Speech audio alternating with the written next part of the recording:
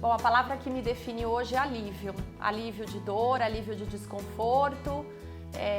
Eu estava numa fase que eu estava com muitas dores de cabeça, dores tensionais, pescoço, ombros, costas. E eu já tinha testado, por exemplo, a placa de bruxismo noturno, para dormir com a placa, e eu não sentia alívio da dor. Então, com muita frequência, para não dizer quase todos os dias, eu precisava recorrer a analgésicos, até anti-inflamatórios.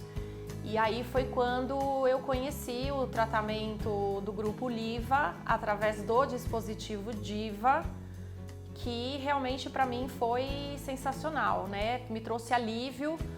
Mais ou menos nas primeiras 24 horas eu já estava 60% menos de dor. Em 3 dias eu já não sentia mais dores.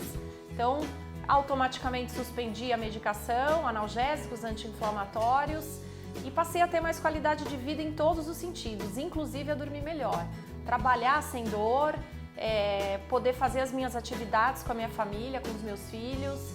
Então, realmente eu estou bastante encantada com o tratamento.